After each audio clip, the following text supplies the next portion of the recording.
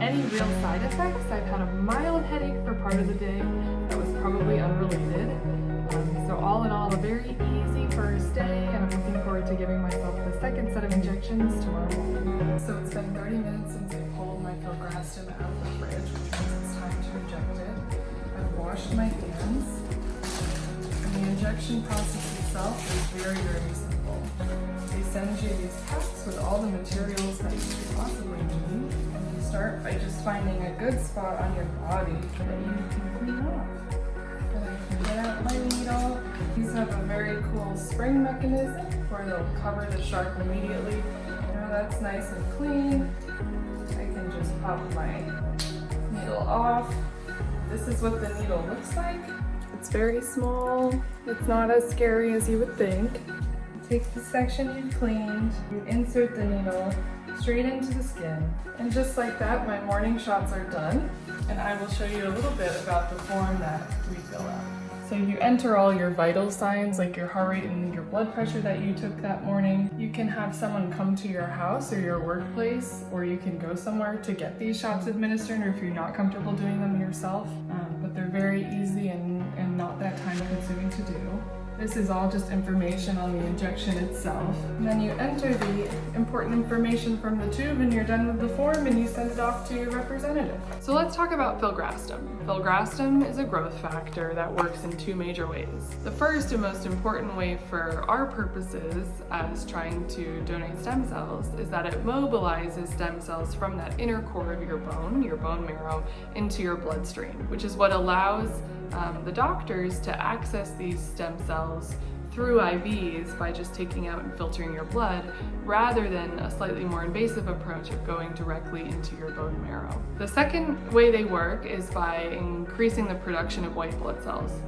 When you understand how these drugs work, it makes more sense why they have the side effects they do. The first major bucket of common side effects is flu-like symptoms. This includes things like fever, nausea, vomiting, diarrhea, headache, fatigue, things you might experience when you have the flu. And this makes sense because your body is churning out those white blood cells. The second major side effect people experience is bone pain. And this makes sense because your bone marrow is where all the action is happening to churn out these new cells and to mobilize the stem cells into your bloodstream. We're about to drive to the city that the donation will take place in. We're loading up the car. I have my shots in their insulated lunchbox, in my bag full of all my stuff for tomorrow. The great thing about these programs where you donate your stem cells or your bone marrow is that they fund everything for both you and a companion. So my companion is my mom. We're excited to hit the road and we'll check in with you later.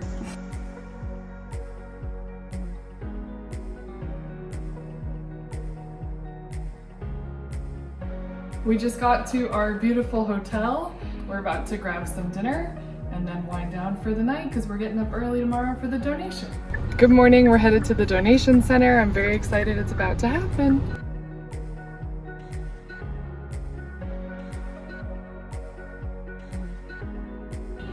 So we just checked in and now we're in the waiting room where the donation will actually take place.